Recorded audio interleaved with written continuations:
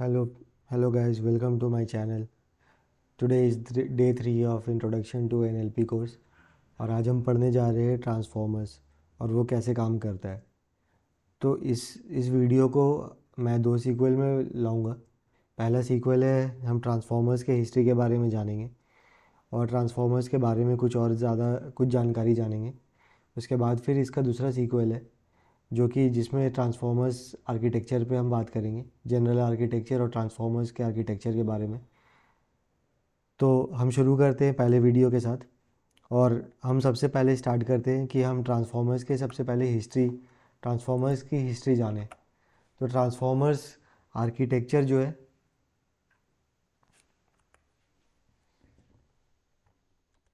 Transformers का जो architecture है वो जून 2017 में इंट्रोड्यूस किया गया और इसका जो ओरिजिनल थीम था वो ट्रांसलेशन टास्क को के ऊपर रिसर्च करना था। उसके बाद फिर बहुत सारे सीक्वल आए, बहुत सारे मॉडल्स आए जो कि आप देख सकते हैं, GPT bird, GPT-2, distil bird, बाट और GPT-3।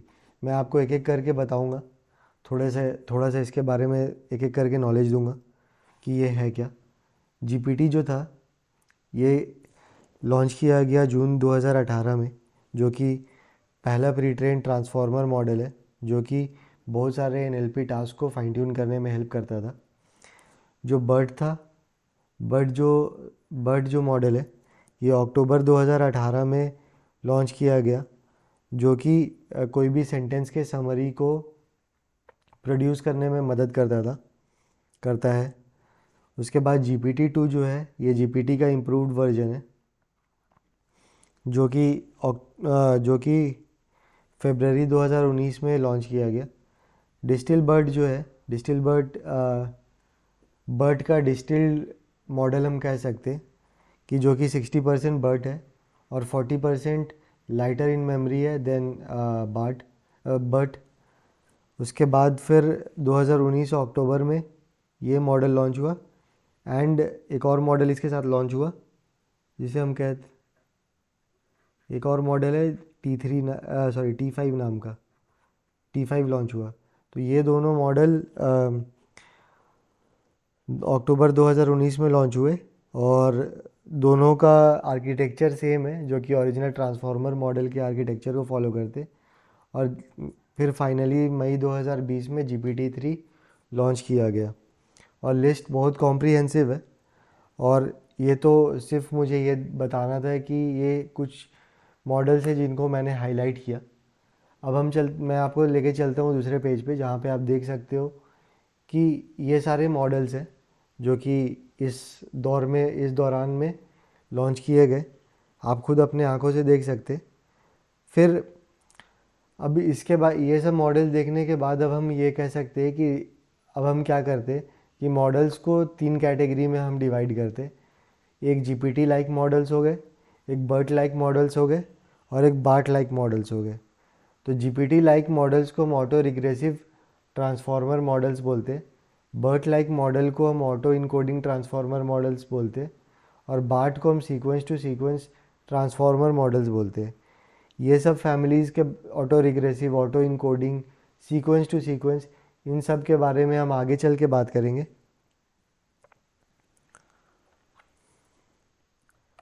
अब आपको अब क्या है कि ट्रांसफॉर्मर्स एक लैंग्वेज मॉडल ही है, ठीक है। तो ट्रांसफॉर्मर्स क्या है कि तो जो ट्रांसफॉर्मर मॉडल्स है जो आपको यहाँ पे ऊपर मैंने पहले दिखाया है, जैसे कि आपका GPT हो गया, बर्ट हो गया, बाट हो गया, वो ट्रेन किया गया है एज अ लैंग्वेज मॉडल। और इसका मतलब ये होता है कि बहुत सारे अमाउंट ऑफ रॉ टेक्स्ट पे इन्हें ट्रेन किया गया है in a self supervision fashion. Self supervision fashion होता क्या है?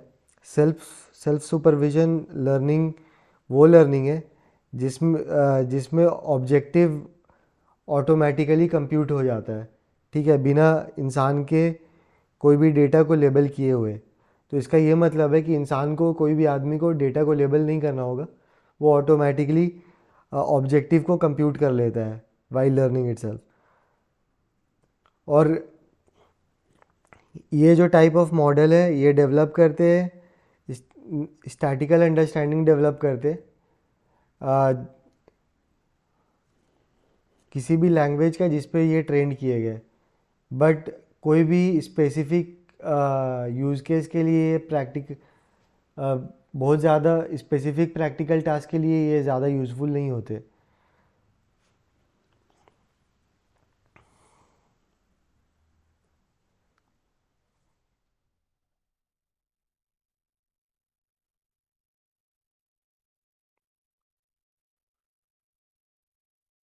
उसके बाद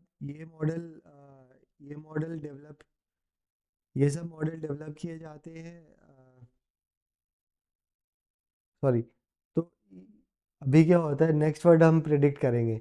तो इसमें क्या होता है कि जनरल प्री ट्रेन मॉडल जो है वो एक प्रोसेस के थ्रू जाता है जो कि हम ट्रांसफ़र लर्निंग बोलते हैं। और इस प्रोसेस के दौरान मॉडल को फाइन ट्यून किया जाता है सुपरवाइज्ड फैशन में, जहाँ पे ह्यूमन एनोटेटेड लेबल्स हम यूज़ करते हैं। अभी जो आप एग्ज़ाम्पल देख रहे हो, ये क्या कर रहा है, ये नेक्स्ट वर्ड को प्रेडिक्ट कर रहा है और इसको हम बोलते हैं कैजुअल लैंग्वेज मॉडलिंग। और ये और इसमें जो आउटपुट जो डिपेंड करता है वो पास्ट और प्रेजेंट इनपुट्स पे डिपेंड करता है, बट फ्यूचर इनपुट्स पे डिपेंड नहीं करता। फॉर एग्ज़ाम्पल आप यहाँ पे देख सकते हो, यहाँ पे एक वर्ड है माई। माई का जो माई प्रेजेंट है, माई के साथ ही इसको मैच किया गया। तो माई का जो नेक्स्ट वर्ड आ रहा है वो नेम आ रहा है। अब उसके बाद जो आप देख रहे हो कि ये पास्ट हो गया, ये नेम प्रेजेंट हो गया, ये प्रेजेंट को मैच किया जा रहा है इज़ के साथ। तो ये एक सेंटेंस फॉर्म कर रहा है जो मीनिंगफुल सेंटेंस बन रहा है। इस तरह से आप देख रहे हो, इस तरह से कुछ सेंटेंस बनता चला जा रहा है। तो ये प्रेडिक्ट कर रहा है नया, इसको हम कैजुअल लैंग्वेज मॉडलिंग बोलते हैं। ये प्रेडिक्ट करता है इस तरह से।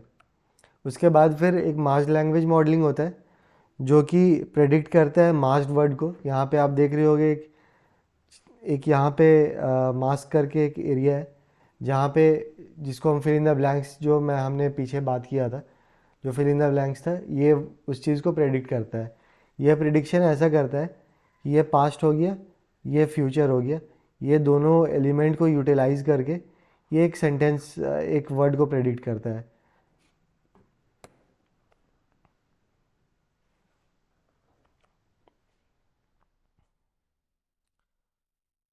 अब आप देखोगे कि यहाँ पे आप देख सकते हो ग्राफ में कि मॉडल जो है वो बहुत ज़्यादा CO2 एमिशंस करता है और कंप्यूट रिसोर्स बहुत ज़्यादा यूज़ करता है। तो इसके लिए कॉस्ट इफ़ेक्टिव ये नहीं होता कि हम बार बार मॉडल को प्री ट्रेन करें या शुरू से उसको ट्रेन करें। तो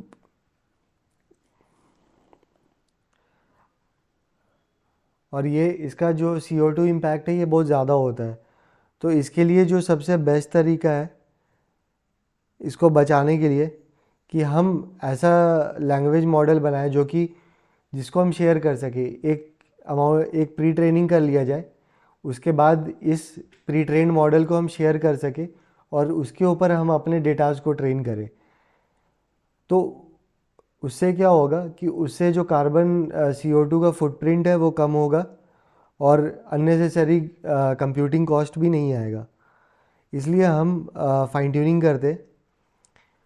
अब अब हम आते हैं ट्रांसफ़र लर्निंग पे, जो हमने पीछे देखा था।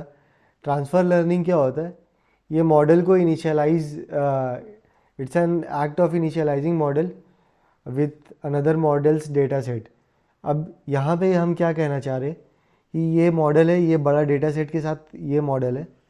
ये मॉडल को अब मुझे ये मॉडल को ट्रेन करना है, ठीक है, ये मॉडल हमें ट्रेन करना है। तो ये मॉडल से हम डेटा सेट लेंगे और इसका नॉलेज इसमें ट्रांसफ़र कर देंगे बी में। तो इस तरह से जो मॉडल बी है वो लर्न करेगा। तो यहाँ पे क्या होता है, ए के हेड को हम ड्रॉप कर देंगे और जो ए का बॉडी है उसको हम ट्रांसफ़र करेंगे बी के बॉडी में, और बी का बॉडी जो है वो ए के बॉडी से लर्न करेगा। अब हम दो कुछ इम्पॉर्टेंट वर्ड्स पे आते हैं जो कि हम आगे चल के रेगुलर यूज़ करते चलेंगे। सबसे पहला वर्ड है वो प्री ट्रेनिंग है। और प्री ट्रेनिंग क्या है? प्री ट्रेनिंग है कि आप किसी मॉडल को ट्रेन करते हो स्क्रैच से, और वेट्स जो है उसका रैंडमली इनिशियलाइज होता है, और ट्रेनिंग स्टार्ट होता है उसके पास इससे पहले कोई भी नॉलेज नहीं होता है। और जो प्री ट्रेनिंग होता है वो बहुत बड़े लार्ज कॉर्पस डेटा पे ट्रेन किया जाता है, और इसके लिए हमें लार्ज कॉर्पस ऑफ डेटा चाहिए, और जिसको जिसको जिस डेटाज को ट्रेन करने के लिए हमें कई हफ्ते लग सकते हैं। तो आप यहाँ पे डायग्राम देख सकते हो। इस डायग्राम में ये बेस मॉडल है, ये बेस मॉडल क्रिएट किया गया। ये बेस मॉडल के में लार्ज कॉर्पस ऑफ डेटाज को फीड किया जाता है, और इसमें कंप्यूट किया जाता है विद कंप्यूटर कोई भी जो एल्गोरिदम है उन एल्गोरिदम के साथ कंप्यूट किया जाता है, और इसमें ट्रेनिंग के बहुत सारे दिन लग जाते हैं, और उसके बाद फिर ये एक प्री ट्रेन्ड लैंग्वेज मॉडल बन के निकलता है।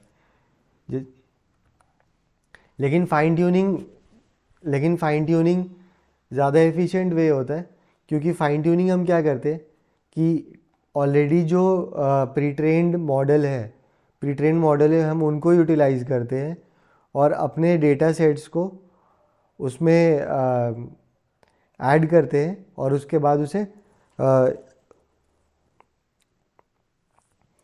बाद उसे फाइन ट्यून करते हैं। तो फाइन ट्यूनिंग जैसा कि डेफिनेशन बोलता है कि fine tuning on other hand is training done after a model has been pre train. To perform fine tuning you first acquire a pre-training language model, then perform additional training with data set specific to your task। जो आपके task के लिए जो ज़रूरी data set है उसके साथ आप ट्रेनिंग करते हो उस प्री ट्रेन मॉडल के साथ। तो यहाँ पे आप देख रहे हो ये प्री ट्रेन लैंग्वेज मॉडल है। यहाँ पे आप अपना स्पेसिफिक डेटा सेट डाल रहे हो, यहाँ पे आप अपना डेटा सेट डाल रहे हो, यहाँ पे डेटा सेट डाल रहे हो। ट्रेनिंग सिंगल जीपीयू में हो रहा है, कुछ कंप्यूट लग रहा है, और कुछ देर के बाद ये आपको ईजिली रिप्रोड्यूसेबल है और आपको एक फाइन ट्यून लैंग्वेज मॉडल बना के दे रहा है। तो आगे की वीडियो में हम ट्रांसफॉर्मर का जनरल आर्किटेक्चर देखेंगे। By the time keep learning and don't forget to like share and subscribe. Thank you.